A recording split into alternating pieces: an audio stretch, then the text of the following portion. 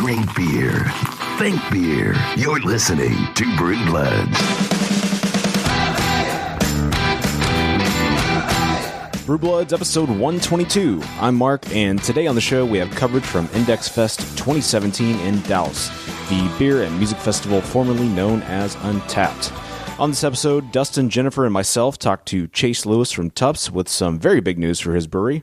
Then we talked to Michael Finley from Petacolis about what it's like to win a medal at the Great American Beer Festival. Matt Morris from Rabbit Hole Brewing talks about being one of the oldest breweries in North Texas at only 4 years old. April Lowry from Austin East Ciders talks about their upcoming plans for their Dallas tap room. James from Collective talks about expanding to California. And Philip Hardwick from Hot Fusion Ale Works discusses how we're going to make America great again through craft beer. And you should stay tuned near the end of that interview when a customer asks for something special that I don't think they carry in their tap room. So let's get to it.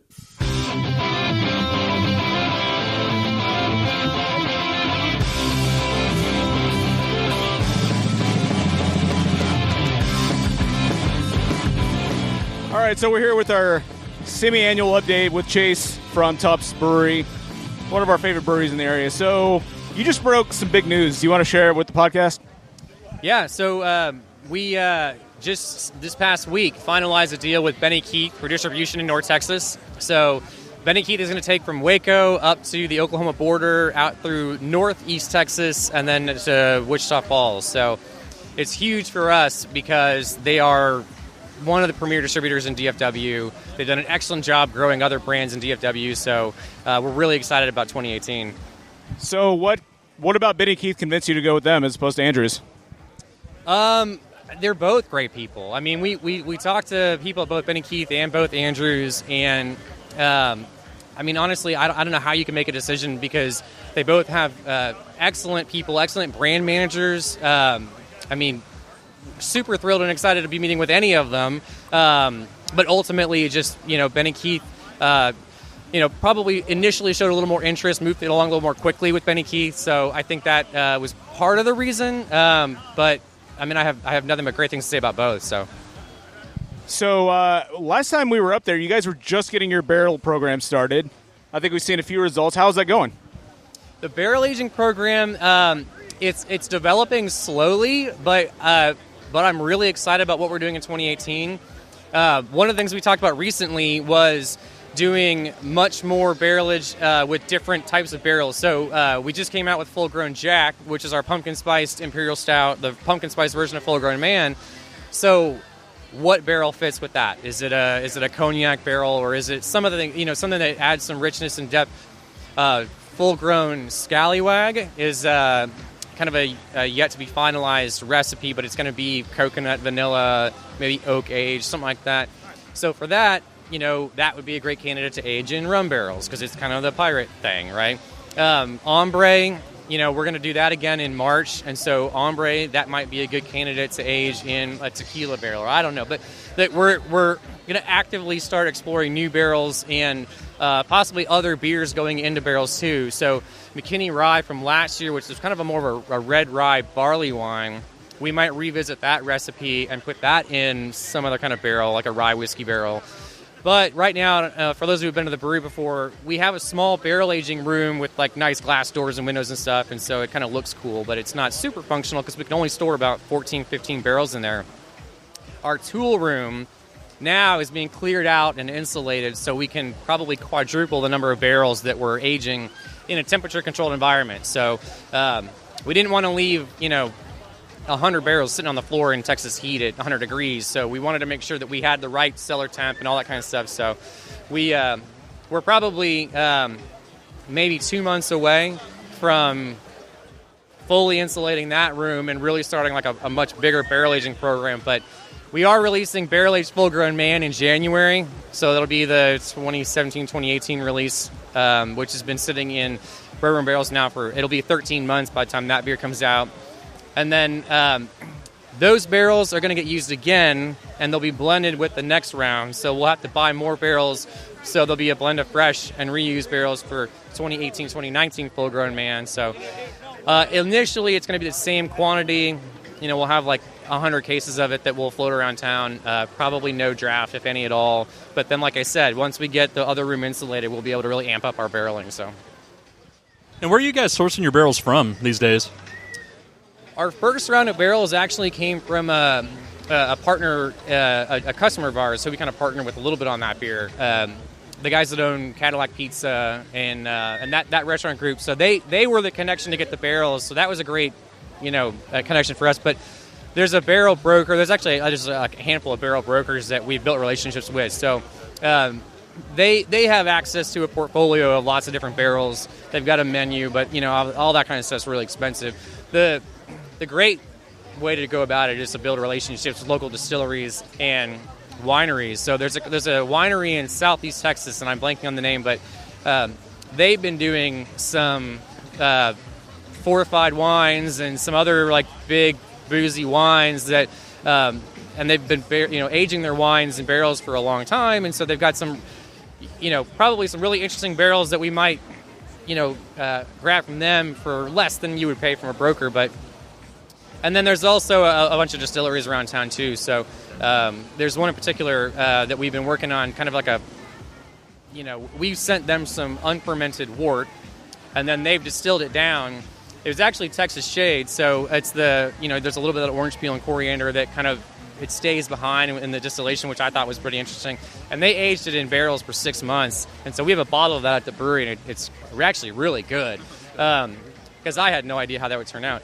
But when they're still aging their whiskey right now, so they haven't been open long enough to have barrels for us to use, but they've already talked to us about aging some of our, bigger alcohol beers in their barrels. So one dream would be to send them some unfermented full-grown man, and then they distill it down, age it in whiskey barrels for however many months or years or whatever, and then they give us the barrels back. And then we age the beer in the full-grown man whiskey barrels. And so there's weird things. We're trying to figure out how we can make that work, but it'd be kind of fun to do something like that. So. Yeah, I think that Lakewood program with TX Whiskey has been a pretty good success for them, for both of them. Yeah, I mean, didn't they do something with Herman Marshall? Sorry, Herman Marshall, not TX. Yeah, so, I don't know to what extent they did, like, you give it to us, then we give it back to you, and then that kind of thing. But, I think that's been really successful for them. I mean, I know it's been really popular.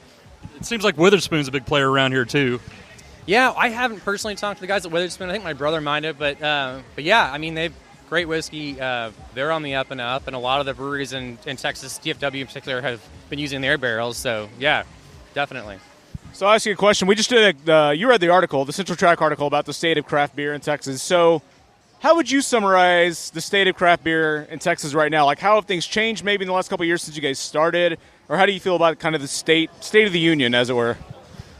So my personal opinion about craft beer in Texas is that we may be growing large breweries in Texas faster than we're converting consumers. But I think that we're still converting consumers, right? So, in Austin, the percentage of craft beer drank or non-domestic beer drank is like 20%. It's like 6% in North Texas. So, I mean, how far behind Austin are we? It's not like we're going to not get there. I mean, it's slowly happening more and more. More festivals, more events, more brew pubs opening. Smaller brew pubs in neighborhoods, I think, are going to deepen the culture for craft beer in North Texas. But I think that there's a lot of new breweries coming online with this whole, like, if you build it, they will come mentality. And I don't think that exists anymore, which I think is good. Because the more people who just open breweries that, might not have a good brewing background or are hiring people who have a good brewing background, they might not make as good a beer as maybe we all hope. And the unfortunate side effect of that is when somebody tries a beer for the first time, a craft beer, because like I said, we're trying to convert all these consumers, and they don't like it, they think, I don't like blonde ales. It's like, well, maybe you don't like that blonde ale, but have you tried the other 30 that other breweries in North Texas are making? And I think one example of how you can still be very successful in craft beer in Texas is Modern Times in San Diego, because they opened 3.5 years ago or so when, anybody would have said that San Diego is super saturated with craft beer, and they're one of the fastest growing breweries in the country. So it's not that you can't open a craft brewery in North Texas and succeed. You just have to be good. You have to be good with your packaging. You have to be hiring great people. You have to brew great beer. And I think you can still have explosive growth if you hit on all those points. But the times of if you build it, they will come are long gone. So, yeah, that's a fair point. All right, well, Chase, thanks for your time. Congratulations on all the continued success. Congratulations on the distribution deal. Awesome. Thanks so much. I appreciate it.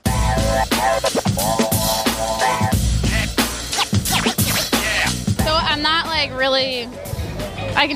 Is it recording? Hey, how are you? You're good. Okay, good. Jennifer the bearded lady. Hey. Not really good at this, so I'm gonna ask you some questions and just see how it's going because we've already done this before. Yeah. This is Michael Finley. He actually is an amazing person, etc. And I just wanted to ask you, what is new with Pedicolis and what is going to be happening in the near future? We actually have a lot going on. So first off, we are launching a members-only group for the brewery, which is kind of big for a brewery. Number one, that is not packaged, but only that we can't sell directly to the public. So it's going to be limited to 200 members. We're kind of taking a soccer theme with it. We're going to release the logo on Tuesday, so it's not going to be our regular Pedicolis logo. And there's going to be kind of a first division and a second division, kind of like you would in EPL. Yeah, for sure. Are you going to move up and down like you get kicked out to a lower level? No, there's no kicking out. Yeah, no kicking out whatsoever. But with that group, you're gonna get some privileges. The first thing is those guys are gonna be the ones that are in the Division 1 are gonna be the first ones that are actually guaranteed a ticket to get into our anniversary party. And I planned the beer release this week, and it's pretty kick-ass. A lot of crazy things in store for everyone. But really, it's no holds barred in 2018 for us. We are bringing it to everyone and challenging everyone to bring out some new things. So just stay tuned. There's a lot of announcements coming in the next 6 weeks. And then in April, on April 21st, we're actually hosting a 5K. So the Velvet Hammer 5K will happen in the Design District. It's going to run by the Melissa Moth, which is our very first account, and circle around back toward the brewery. So it should be very, very fun. And there might be a limited release beer available only there. Am I allowed to drive a car in this 5K instead of run? No. So it's a certified road course. So the road will be shut down as a certified run. So if you're trying to gain points, you can totally come out and run it. And there's going to be a couple of former Olympians there, maybe, possibly. I don't know. We'll see. So I'm drinking your beer right now. Sorry? It's always something. You're right. Yeah. So it took silver at JBF, right? It did. So this year at the Great American Beer Festival in Denver, Colorado, we won a silver medal for It's Always Something, our Belgian Dark Strong Ale. Super excited about that, man. I remember when Jennifer came in and was like, you know what, I want to record this video about this beer. And I was like, yes, it's one of those beers that was so underrated for us, but it really hits home for us. So back before that beer was released, the front of our building went on fire.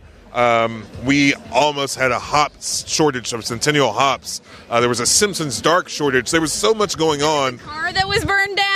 A car. We lost several vehicles. Our brewer Rich lost his personal car. Yeah. So there was a lot that went on back then, and it was always something. So it became a larger part of us in a whole. So we're very excited to win that beer, and it also takes a nod to Great Scott. That is the base beer or recipe for that beer. Changed a couple of the grains, but add some Belgian candied sugar. But it is Great Scott at the end of the day with some Belgian yeast in it. So, yeah. So what was the moment like when you found out that you won silver? What was that moment like when you found out? So, someone had to stay back and hold down the fort. So I was at the brewery. Several of us were there preparing for our tour that we have on the first and third Saturday of the month. And we were watching the award ceremony. We gathered pretty early. I remember getting up at 7 a.m. and cooking breakfast tacos for everyone and got to the brewery. And once that came around and then they announced It's Always Something, and I kind of blanked out for a second.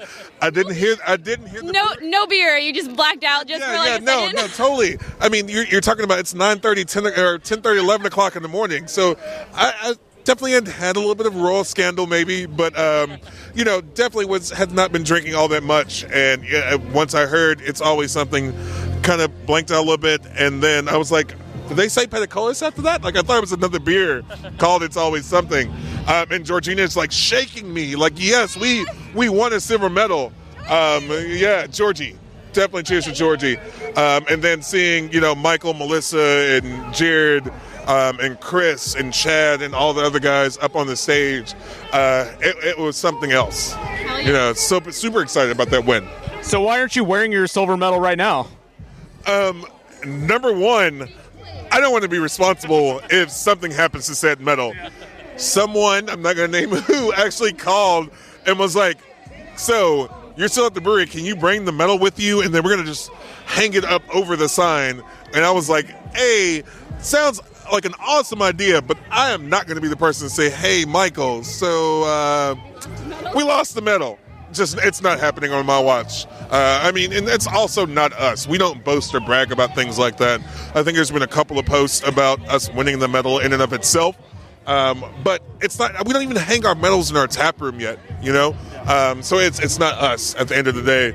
But also, didn't want to be responsible if we would have lost that medal. You're so smart because this whole entire festival turns into a show in approximately 30 minutes. So that was really smart. Yeah. Again, like I'm saying, oh God, Tone Lungs is about to play, so I have to go over to the stage and definitely hear him. But yeah, super excited to be here at Index Fest in 2017. We got some amazing beers on tap. Black Curtains, which was from our second anniversary back in 2013, so it's the original batch of that. We have the Duke from 2015, which, believe it or not, everyone kind of says it's the best version of that beer, or best of the year of the vertical. Then you have It's Always Something that we won the gold medal for, or silver medal, sorry, at the Great American Barrel. Soon you will win the gold medal. Soon, yeah. I actually wish we would enter Velvet Hammer and hopefully win a gold medal for that. That would be awesome. Speaking of that, you still got Sledgehammer floating around at the brewery? We do. So Pickhammer's on tap tonight. So if there's Pickhammer on tap, that means there was more Sledgehammer made. So Sledgehammer was brewed about 7-8 weeks ago. So we do have plenty of that around at the brewery right now. Yeah, so stay tuned for our anniversary party, December 30th. It's going to be pretty fun. Announcements coming very, very soon. All right, Michael Finley. Oh, sorry, one more question. Oh, no, I just wanted to say thank you, Michael. I love Michael, and he's my favorite. And I love Georgie, and I love everybody at Petacolis. I'm sorry. Oh, what? One more question. Georgina mentioned the other night at the Women in Craft Beer panel, you guys are developing a sensory program. We are. Can you tell us anything about that and how it's going to work? Yeah, so Georgina is in charge of the sensory program. I guess you guys, everyone knows now, if you're listening to this, that she had, broke her ankle. Broke her foot off. So she has a lot of office time, coming up. So she developed a sensory program. We had our first sensory this past week. There are several more in store. But we want to be a great brewery. We don't want to be good. This is a marathon, not a sprint. So we need to set ourselves up for success. And I think that us developing this sensory program is a huge part of that.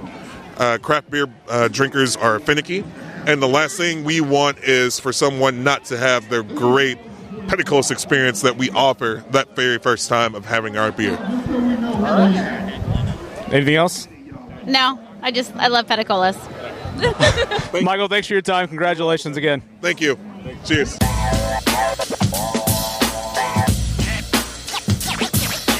So we're here with Matt from Rabbit Hole Brewing, who just stumbled on us and asked who we were and what we're doing, who we're recording for. We're really just in his pathway. Yeah, we were just in the way obstructing the path.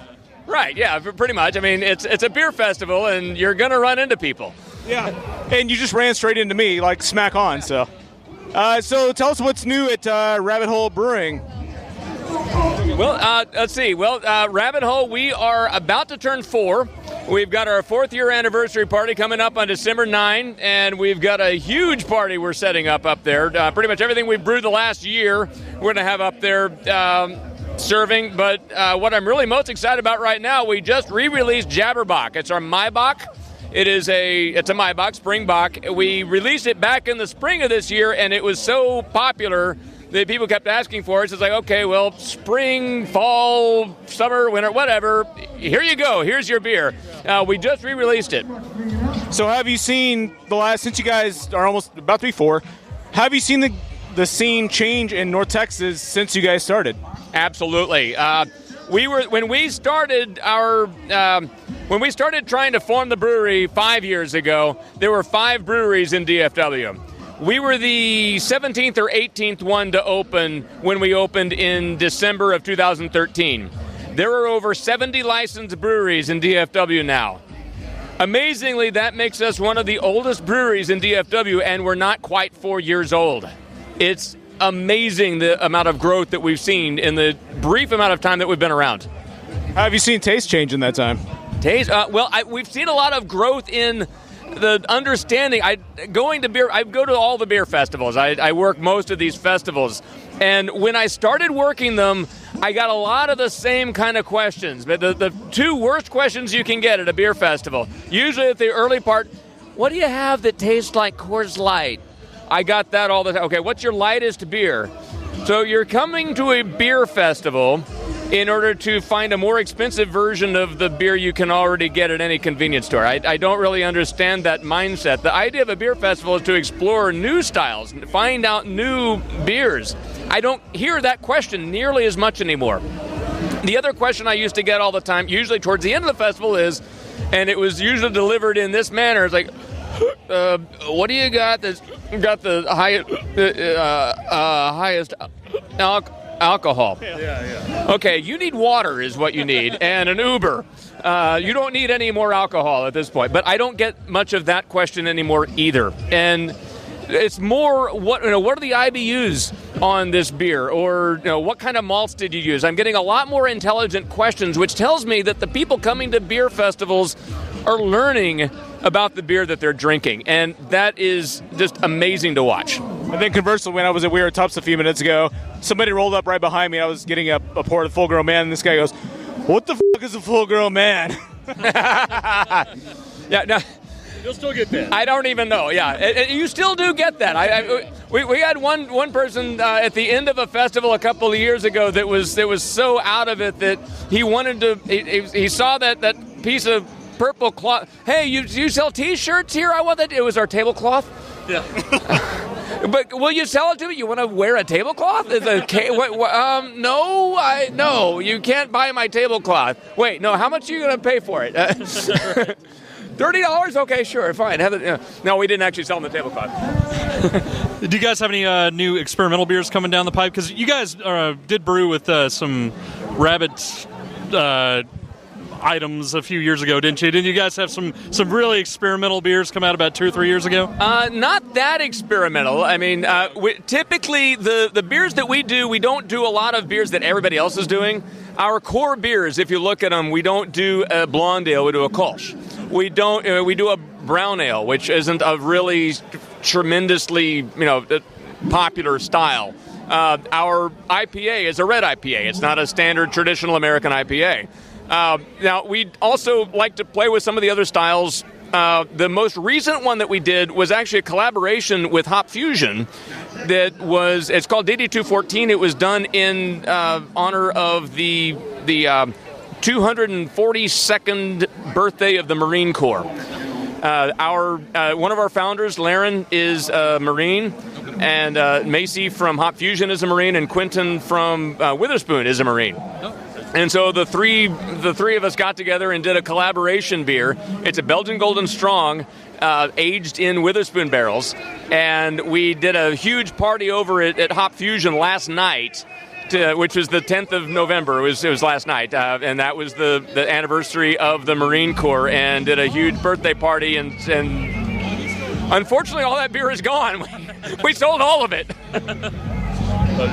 So anything new coming exciting in the future outside of the upcoming anniversary you want to? Yeah, well, I mean, the anniversary, we're going to have a lot of special beers coming out there, but one of the ones is the one we come out every year is called Ho Lang Syne. It is our New Year's beer. Again, we typically like to celebrate season. Everyone does a Christmas beer. Christmas gets plenty of press. I mean, November 1st through December 25th, it's Christmas, Christmas, Christmas. Then you've got 1 week of Happy New Year, and then it's on to Valentine's Day. Okay, we got to do something for New Year's. After all, the calendar is turning over. Let's celebrate that. So Ho Lang Syne is our New Year's beer. It's a Belgian Golden Strong aged on blackberries and raspberries. It comes out every year this time, and it'll be available at our party on December 9. And then after that, we've got our Shield Biter, which is a strong Scotch ale that we released a few months ago. We've got a batch of that aging on chocolate and chipotle. We're going to have bottles of that, very limited edition bottles, coming out in the springtime that'll be available probably around the February timeframe of those. All right. Well, congratulations. We'd love to talk to you in a longer format sometime. Absolutely. We'll come and see you guys soon, but congratulations on all the success. Thanks a lot. Yeah, look forward to talking to you again.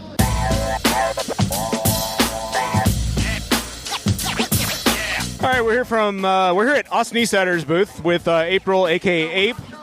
You may have heard her the other day on the Women in Craft Beer panel for 2017 with Brain Dead, which we put out this past week.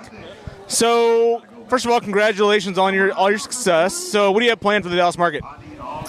For the Austin market or for the Dallas market? For the Dallas market. For the Dallas market, we have hopefully a new and upcoming cider tasting room coming up.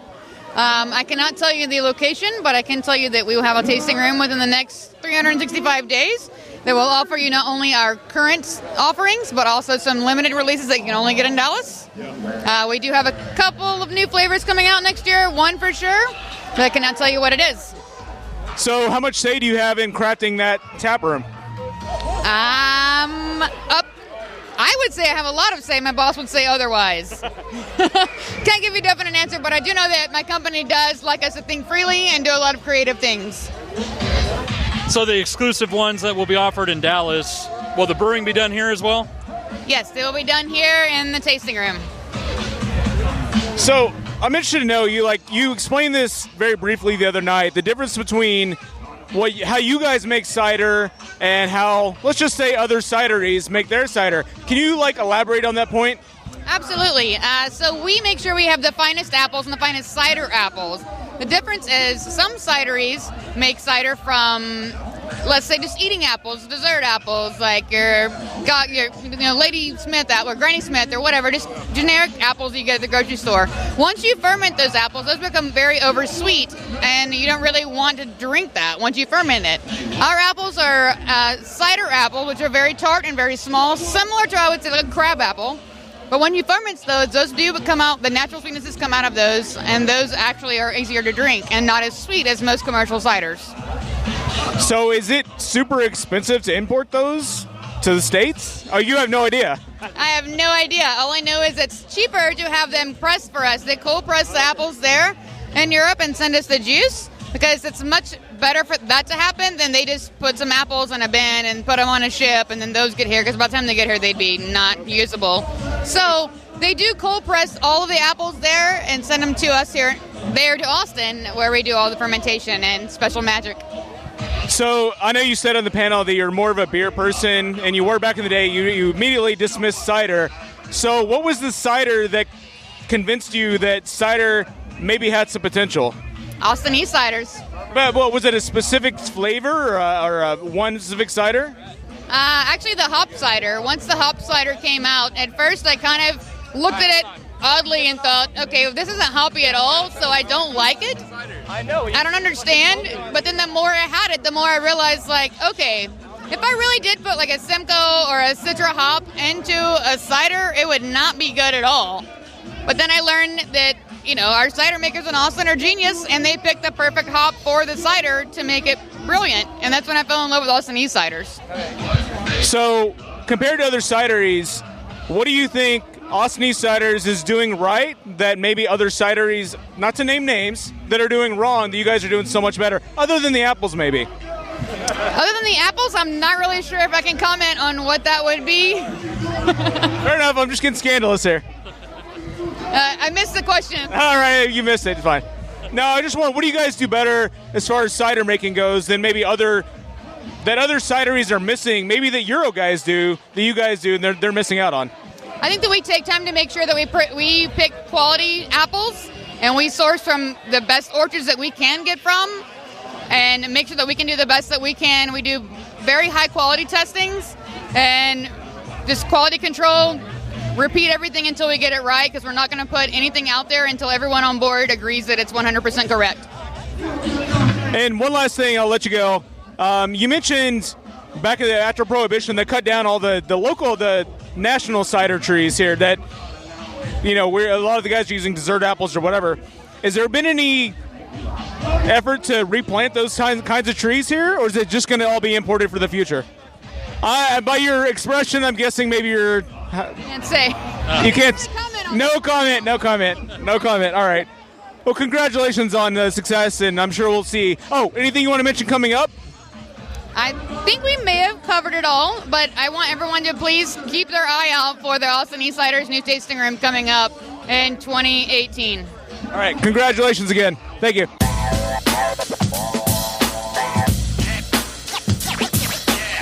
So we're talking to James, one of the brewers from Collective, and we actually, in the most recent, in Central Track, put in an article last night, and we talked about how you guys are probably the most experimental brewery in Dallas, in North Texas right now, and we gave a tip of the cap to On Rotation at the same time.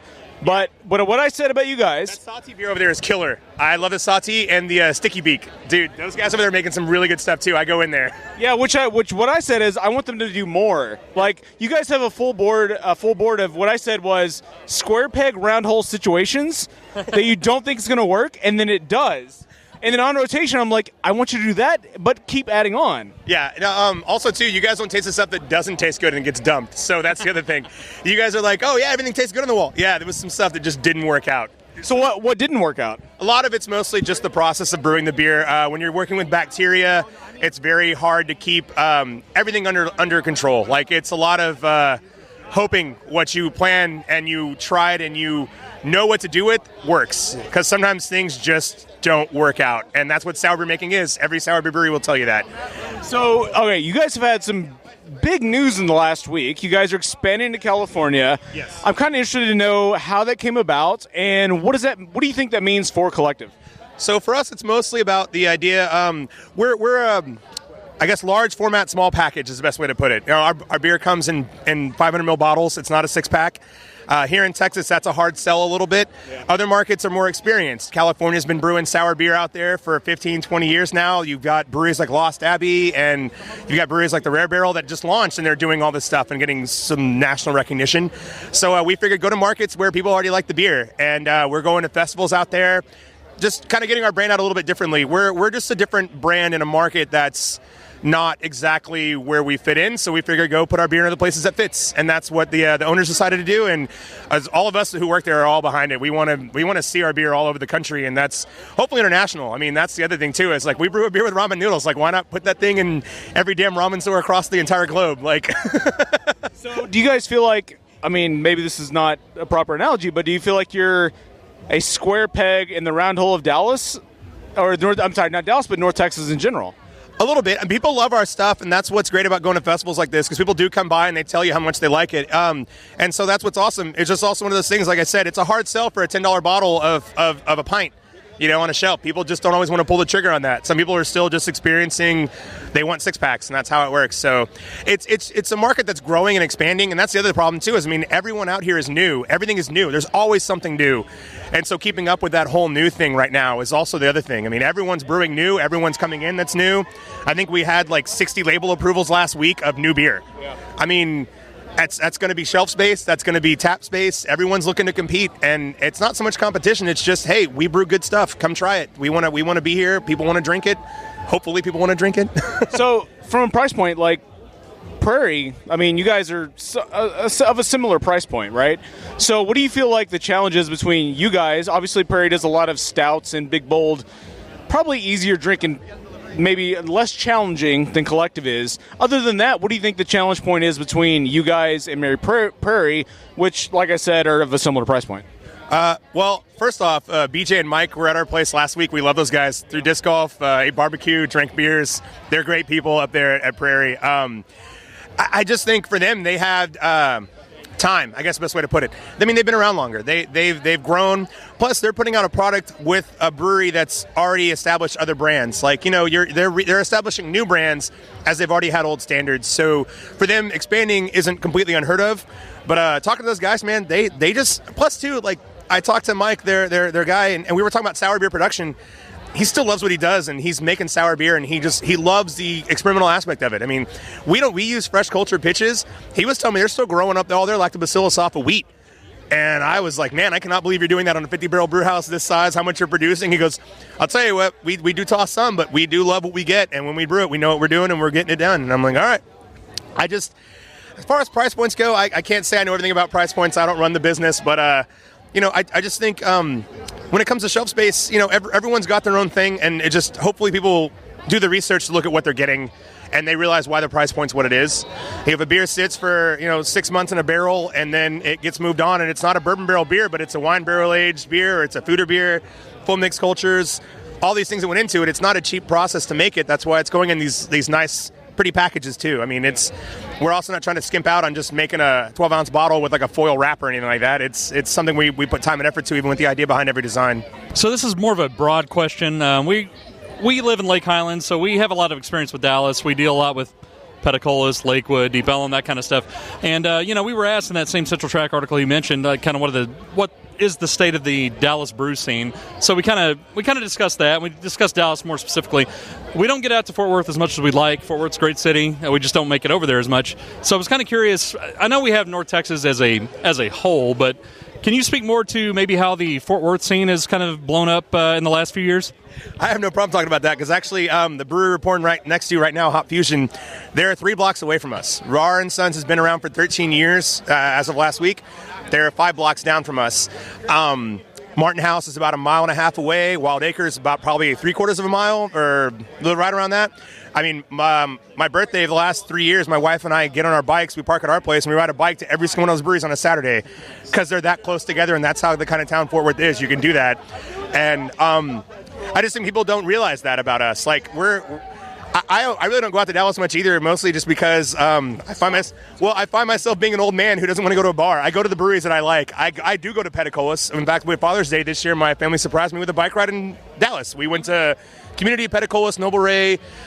We ate lunch at Luck. We went to Four Corners, and we did Pegasus. I'd never been to Pegasus yet, so we did all that in a day because that's what I like to do is get on a bike and drink beer. So it's a thing that happens, and I just don't think people realize Fort Worth has got that aspect to it. I mean, that's what I've been telling people here left and right. All these breweries right here on this row, I mean, we're all out there, and we're not far apart.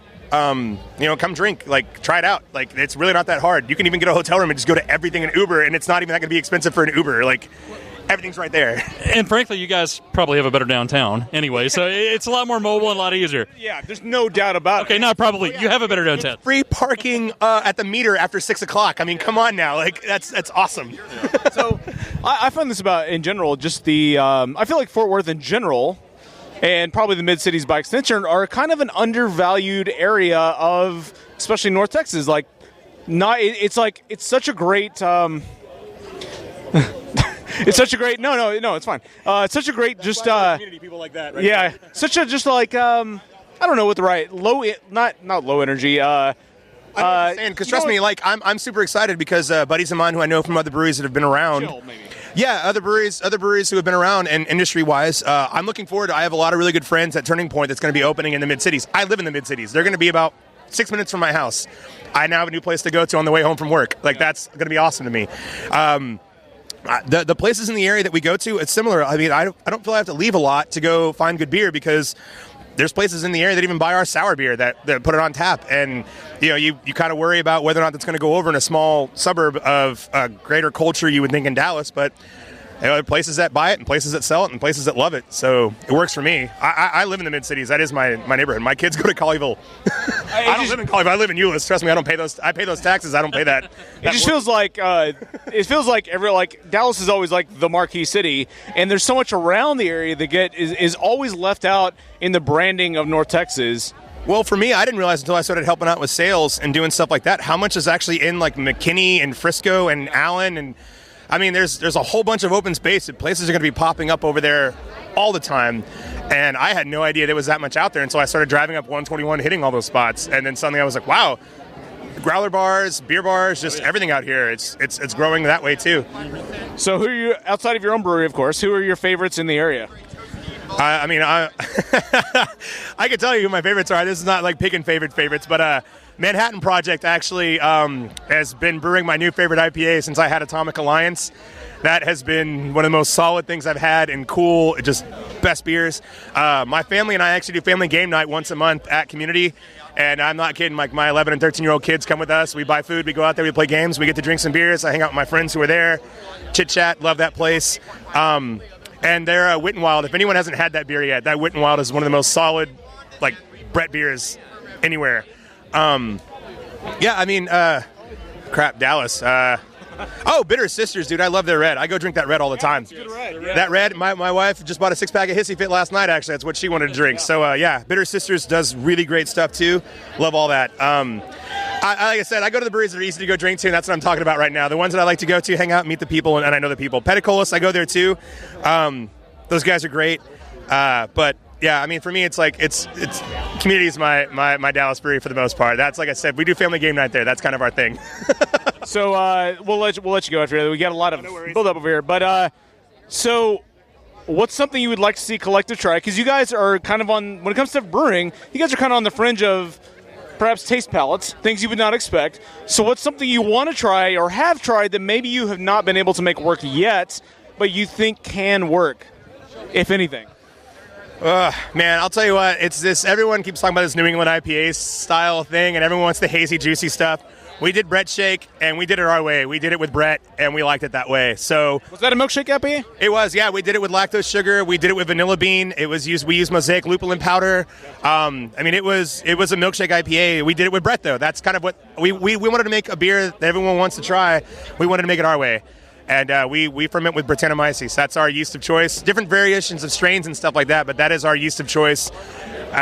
Most people hate it, don't like it, or are afraid of it. We love it, and we embrace it. Our actually biggest problem that we have is trying to separate the pediococcus out of everything. The bacteria is where we focus on most of our stuff. So for us, Brett's just a yeast. That's what we like.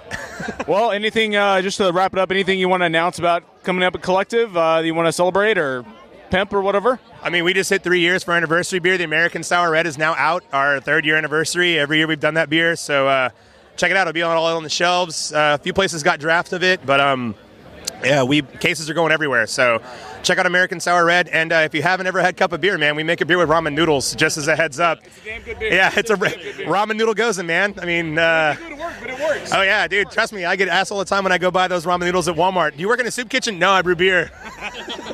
Yeah, congratulations, man. That's awesome. Congratulations on all the success. Yeah, nice to meet you guys. Yeah, thank you. Thanks for talking.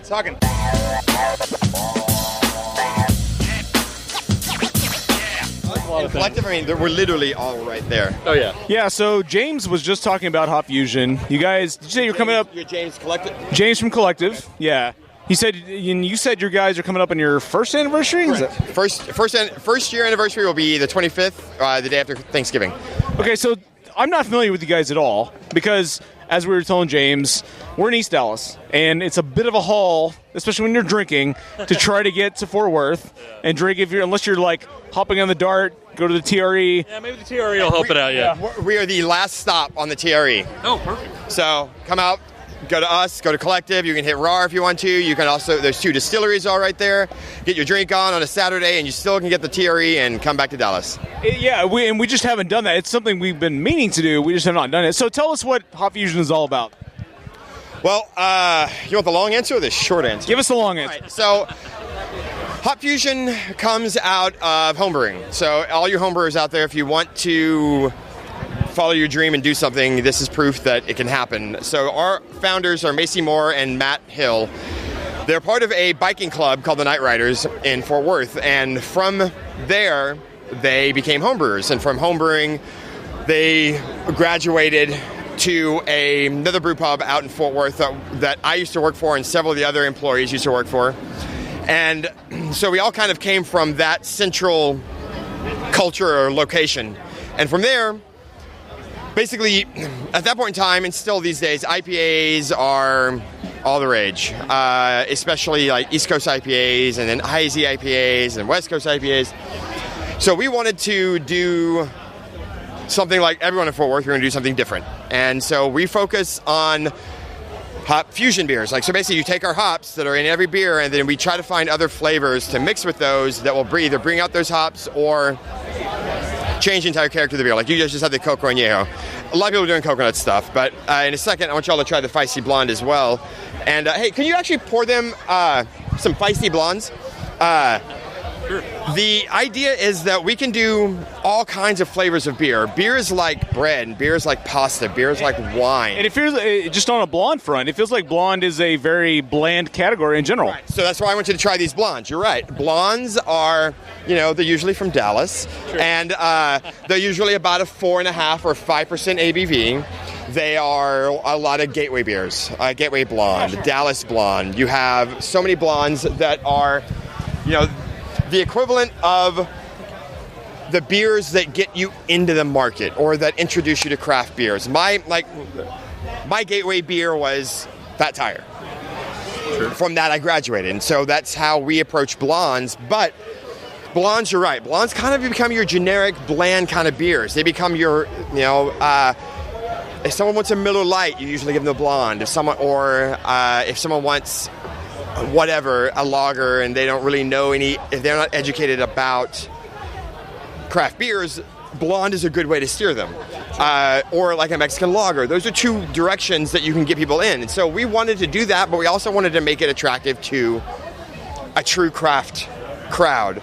So the Honey Vanilla Blonde is our best seller. It's called Feisty Blonde. It's honey, vanilla, and brown sugar, but we ferment with the honey. So that is an 8.5% beer.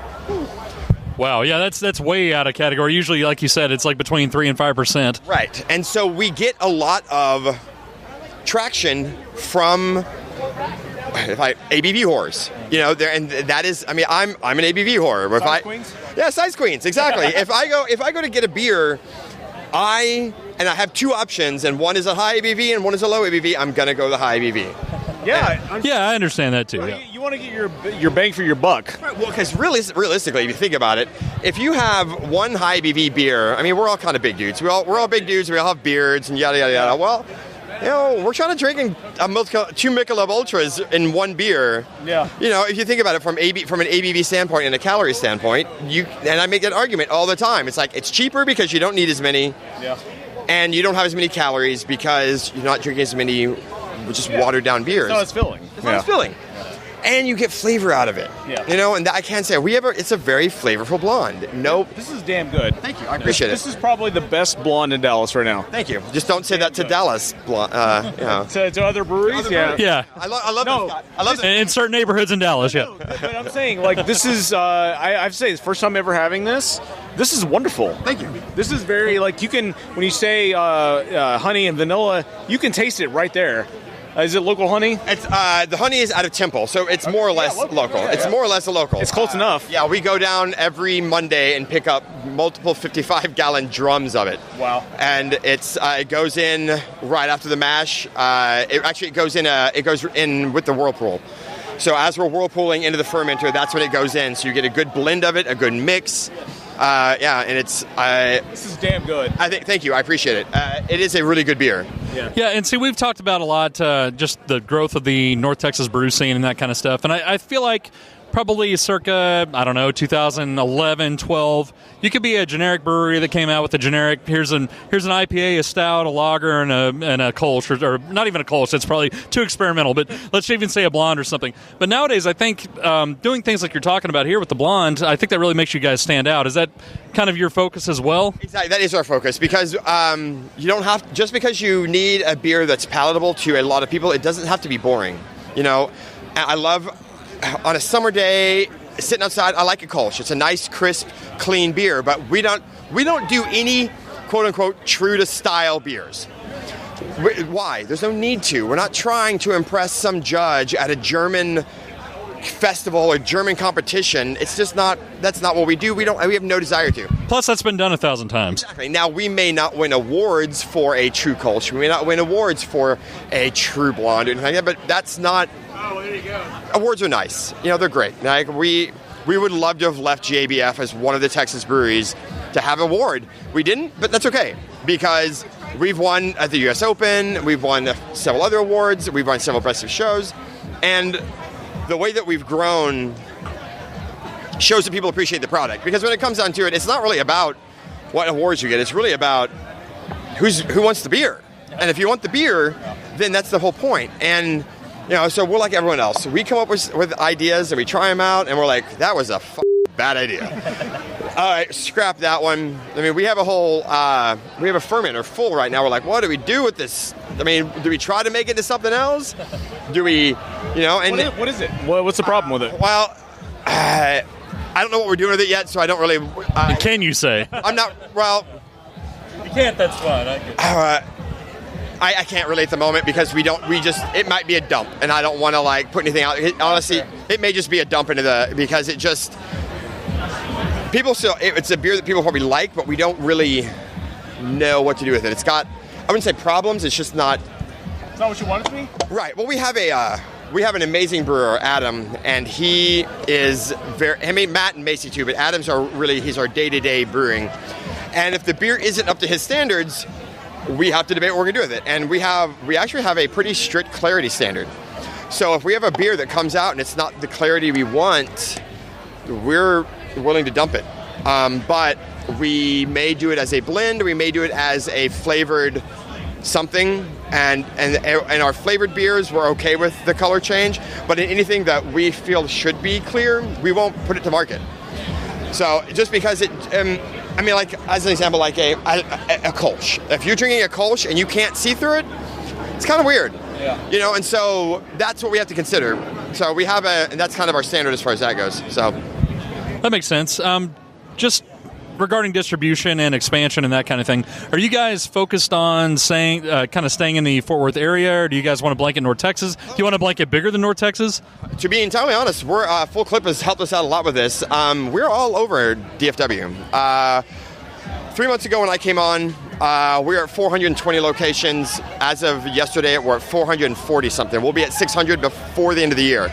That's just DFW, Denton, Waco, Weatherford, and all the way out to Texarkana, Tyler, Longview. Wow. So we're in Specs, we're in Total Wines, actually Tom Thumb is a really good place to get our beer. Yeah. Which is something I never thought would happen. Targets, Super Targets, the ones that have the craft beer expansion, we're in those. And we can 4 of our beers. We're canning twice a week now, and we're about 18 months ahead of schedule on that. Yes, everyone wants to go national. If someone says they don't want to go national, they're lying to you. I mean, seriously. We don't want to sell the brewery, but we definitely, of course, we want to be national. We don't want to overexpand. We have seen that problem in some of the other breweries in the area. They overexpand, their quality drops. They don't have we're in the craft beer industry. We need to focus on those things. If we wanted to make beer, we'd work for a big brewery. Well, we tend to point towards Grapevine retracting, and then Audacity, they're about to shut down too. So, I didn't want to bring up any names, but yeah, those are examples that I can think of. And there's others. There are others even in Fort Worth. There's at least one that to be unnamed that is gone. And that's a problem. It's a serious problem, and we're not doing ourselves any justice by reaching too far, because you have a production capacity, and if you are lie to yourself and just think, oh, well, we'll double up, or it happens. You can't rely on. Sometimes you can't rely on suppliers. Sometimes you can't rely on the industry. Our industry accounts for about 10% of the overall market share. Yeah, we account for about 50 to 55% of the labor. Right. So everyone in this industry is fighting to get these brewers, these cellarmen, these salesmen, these everything. And you can have a great beer today, and you can lose your head brewer tomorrow, and what are you going to do? Yeah, that's the only guy in your brewery that has the experience to make that beer. He's gone. Yeah, you're screwed at that point. You're screwed. And so you have to keep all these things in mind. So as far as expansion goes, our tap room's amazing. We're open 6 days a week. We do a lot of business through it. We are focused this next year on distribution through quote unquote retail channels. We do want to focus on that, but we don't want that to be any more currently any more than probably 30 to 35% of our business. We want to focus more on your craft and growlers, your taps and caps, your Whole Foods, places like that do growler fills and that have a relationship with their customers. Retail's great, but in the long run, the craft industry is about interaction too. We're not really, like you said, it's craft beer culture. It's not the craft beer industry. Yeah, come to Lakewood Growler. We'd be very happy. All right. Well, are you guys in Garland, right? Well, we're in East Dallas, Lake Highlands area. I'll put it on my list. it's my responsibility. So yeah. But yeah, and I try to explain to some people that aren't part of this culture that you can go to a bar now and you don't have to hit on a chick. You don't have to worry about going home with a chick because you're gonna be too drunk anyway. And there's all things. You can sit at a bar with a complete stranger. You go, hey man, what are you drinking? Oh yeah, I love that beer. Oh, I haven't tried it yet. Yeah. I mean, a random stranger will give you their beer and let you drink out of it. Pretty much any craft beer bar you go to, and it's not a weird thing. No, that's great. I think that's a great shift in this area. And it's only growing, and it's one of those things that it is a culture. It's also, and now we're gonna get super about it. America was founded on beer, really. The American Revolution happened because we all sat around. These political people would get together and they'd have these things and have beer there and they'd sit around and drink the beer and discuss politics and stuff. What, it wasn't tea? No, it was not tea. I mean, Sam Adams. I mean, and great respect to him because if it weren't for that guy, even Shiner Bach, these guys get a lot of, not flack, but they don't get all the respect that sometimes they deserve, and that is they paved the way for us. Yeah. If there was no Shiner Bach in Texas, there would be no craft beer industry. Yeah. But if there was no Sam Adams, there would be no craft beer. If there were no Dogfish, if there were no Ska, if there were no, any Breckenridge, any of the big guys that sometimes people give to. Well, even for us, we always give Roar and Sons a lot of credit because they're the big local first. Well, shit, and they just won a JBF. Yep. But look at the number of people that have won at JBF this year from North Texas. I mean, there's only 293 awards, and we still took home 7, 8, 9 awards between Pedicolis, RAR. Who did I miss? Anyway, long story short, doesn't really matter. But yes, and it's a culture now. And the thing is, if you take this culture and you apply it to other industries, there's a difference to be made in this country, and I do feel like this is the way to make America great again. This is the way to do it. This is the actual way to do it. When we're doing all, it's not, and it's from just making a product. People are like, I just want a regular beer. I want like a regular American beer, a domestic beer. Well, you know that InBev owns Budweiser. It's a German company. Right. You can't get any more domestic than I walk out of my house and I walk 12 minutes and I walk, and then like you said, local honey, local products, everything we use in our products, well, except for the hibiscus and the prickly pear, they're all from here, and so, yeah, I'm sure you guys run into this all the time. It is a constant argument with people to be like, dude, what you're drinking is this whole marketing campaign where you have 4 ingredients and rice is one of them. Yeah, rice isn't beer. So I will say conversely, I think that the great thing about craft beer, among many things, just being a libation, but the great thing about craft beer, it is the resurgence of the small, the business on Main Street. It's the small business resurgence. It's absolutely. All these breweries here, I say all of them, most of the local guys, they're all employing a number of people that are making a living wage, are enjoying what they're doing, and are turning out a fantastic product. And that's all what we want from a Main Street business that we don't get from Walmart, that we don't get from even, as much as I love Target or Costco, they're not turning that out. They're buying that. And that is a resurgence of Main Street, and that's all what we want. It's for our local cities, is to again, make America great again.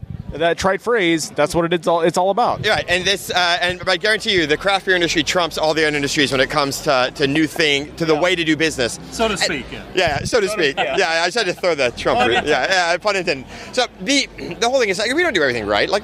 We screw up. Every business is going to, but we also, like you're saying, this is Main Street America, and this is like honestly, like all these Paradise Papers came out in the last 2-3 days, and it shows that all the money that we're giving these companies, they're going to an offshore account somewhere. They're not doing any of us any good. This stuff does us good. That keeps us money in circulation. There's no one person or one small group.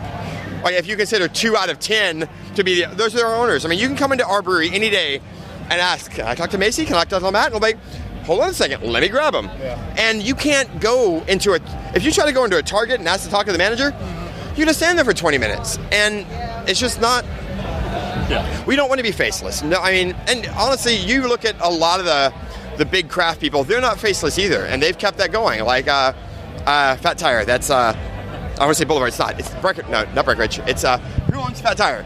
No, none of us. We're all New Belgium? New Belgium. New Belgium is an employee-owned company. Yeah. You know? And that's the direction that a lot of breweries are going. You know, when you see... Even Sam Adams, like you said. I mean, yeah. Right. Well, and then, it would be awesome, you know, when I put my time in knowing that I'm not going to make a ton of money doing this right now. But someday, we're going to go national, and someday, you know, everyone that puts their time in... I started as a volunteer. Literally canning. Literally, I mean, and I still can. I still can twice a week. So for no money, I still get back there and I can our beer because I love what I do. Yep. I mean, I was basically a programmer and electronics developer by trade, and I would rather take the pay cut and do this. Hey, that sounds familiar. Yeah. 2 of us are both in IT. Okay, well, Macy, one of our founders, he's from IT. He's in IT as well. Yeah, I mean, I was a developer, and I still love it, and I'll take that knowledge with me into what I do now and make the craft beer industry. I'll give them all those tools to do data mining and stuff like that, because those are some of the things that we are missing as an industry that the big boys have up on us. They can do market, you know, analysis and business analysis and data mining. Data scientists and stuff. Right. Well, I mean, actually, technically speaking, that's what I do. Is I'm a data scientist. Like so that is the kind of stuff that I do, and it's like I program in such an obscure language. I program in a language called R. You know, so it's like the language that no one's heard of except for pirates. IR. Scientists have heard of it. Right. Arr. But there's a lot of things there's a lot of information that we can use to help each other out, and we collaborate on beer. Why don't we collaborate on like some data infrastructure? You know, and we are going to have to use all the tools that huge corporations use in order to keep us competitive. Because right now, all these big guys, they're starting to get scared of us. Right now, their first response is, we'll just buy them. We'll buy them. Well, what they're not expecting is that they thought this was a fad. This isn't a fad. It's not going away. I mean, every year, we're gaining more market share and they're getting less. And we're not growing from people that have never had beer. We're growing from their market share. You know, and as an industry, if we're not careful, we're going to be up against a wall the same way that, you know, new technologies are. You know, because these companies they're multi-billion, billion. These are not, they have the money to not fuck around with us if it gets to a point. And we have to be cognizant of that. And we have to understand that at some point we're going to get pushback from them because they're not losing money from us, but we're starting to make an impact, and they can't buy all of us. So I hope that at some point we're able to collectively put together the kind of resources they do. You know, and there's no way we can do a NFL, like there's no way we could afford that. We could never afford an NFL time slot. You say that, but one of my points to Dustin for a long time was that I wish, let's say full clip, let's say even Andrews and Benny Keith of their smaller portfolios got together and said, let's buy a Super Bowl ad. Like all of you banding together, like all the crap brews banding together to say, I don't know how do it alone, but yeah, if you guys got together. Exactly. But why couldn't Full Clip plus Benny Keith plus Andrews and say, like, let's invest some money and buy a 30-second spot to counter all those BS ads that Anheuser-Busch or Coors are going to put out to make fun of their own properties that they're buying. Why couldn't you do that? Just one 30-second ad. And I would counter to that to say that the amount of money they spend on a single ad is probably more than Full Clip will do this year. Yeah, you're right. And it's definitely more than we will do for multiple years to come. But I do see where you're coming from, and I agree. And my direction on that would be I'm going for, I say the word attacking, but I don't mean that in a negative connotation. I'm attacking radio personalities. I don't mean that in a way that like I'm ambushing or anything, but I'm finding the on-air personalities that occasionally will make a comment about, I enjoy craft beer. Those are the guys that like 105.3. They have several hosts but yet they're still, and they'll make jokes about, come have another Miller, come have another Dos Equis. But I know for a fact that they're actually craft beer drinkers. And so the way that I'm approaching our media is to go after those guys and schedule on-sites or just show up, and every time they do an on-site that Miller is sponsoring, I'll just go in and give them beer for themselves. Just ambush them. I ambush them, yeah. And I already kind of do that a little bit. I tailgate. I tailgate Cowboys games. I tailgate TCU games. I tailgate SMU games. And it was experimental, and now it's a mainstay. Because I'll stand right next to someone that's in line to buy a beer or something, and I'm like, hey, I've got some free beer outside if you want to come have one. No, and so I probably should have said that, but that's only $5 out of their pocket, but it's still $5 out of their pocket. Hey, I've got a cooler beer sitting right outside. We can walk out right now. I've got a tent and everything. Yeah. And it is incredibly effective. Have you been to, do you guys go to Rangers games? Have you been to a Rangers game? Not a big baseball fan, but yes. Okay, well, they've added a craft beer vendor. They've got a couple of them. Yeah. And it's surprising, like, all right, well, that's a mainstream event, and you realize that, wow, we're actually making inroads. I saw the Mavericks did that as well.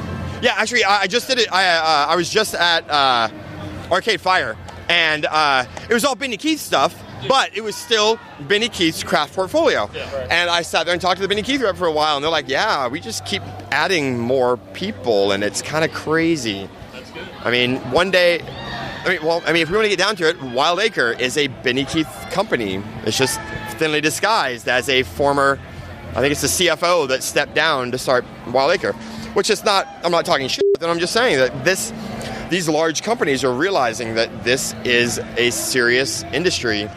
Yeah. So sorry, I ramble sometimes. No. It's exciting to hear. Like, it's exciting to hear. So we'll leave it at that. But so anything coming up at Hot Fusion other than your one year anniversary that you want to pimp? Yeah. So the 25th is our 1 year anniversary. It's the day after Thanksgiving. Multiple barrel aged beers coming out. Tentatively, I'm trying to put together an event. Probably in March or April of next year, called FTW, which is Fort Worth for the win. It's in early planning stages, but we'll see. Other than that, we don't have any big things planned. We're just trying to get past our first year and have a... 1 year is a big... And in small business, 1 year is a gigantic accomplishment. Oh, yeah. And we're so far ahead of where we thought we would be that... I wouldn't say it's overwhelming, but it's a little overwhelming. Yeah. It's not like a bad kind of overwhelming, but it is oh, shit, I'm sitting on a dinosaur. I'm not a dinosaur because that's a bad connotation. I'm sitting like a raging bull. We knew people liked our beers when we were homebrewers. We didn't know that we were going to have this kind of response in the market. So it's like, there's a...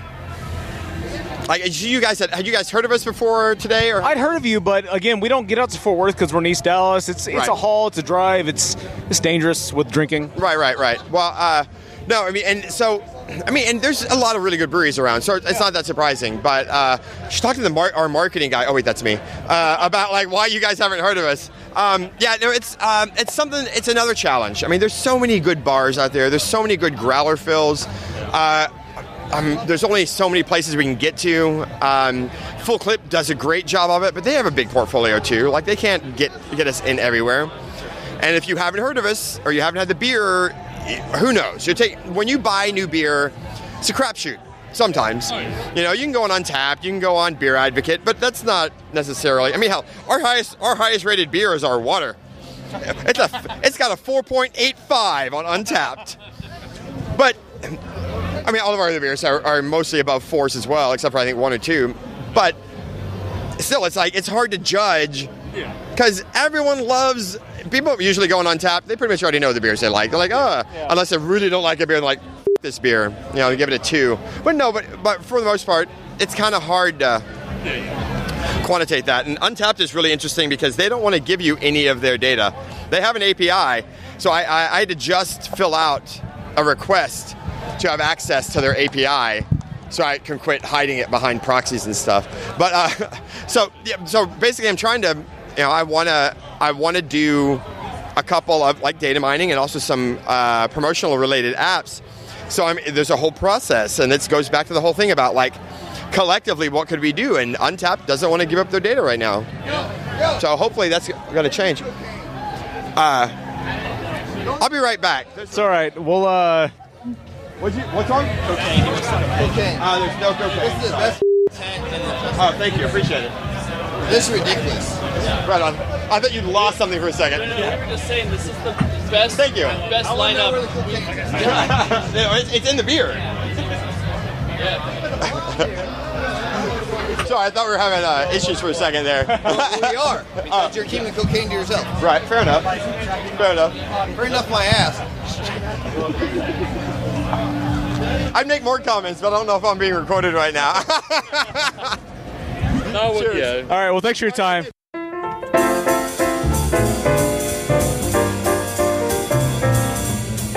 Well, that does it for our coverage of Index Fest Dallas 2017. Thanks to everyone who talked to us, and above all, thanks to you for listening. If you're not subscribed to the show, you should. It's absolutely free, and you can find us wherever fine podcasts are found. If you have any comments, you can email us at brewbloodsshow@gmail.com. That's brewbloodsshow@gmail.com. Find us on any social platform. We are at Brewbloods on all of those. Or you can call the hotline at 469-573-BEER. That's 469-573-2337. So for Dustin and Jennifer, I'm Mark saying Prost.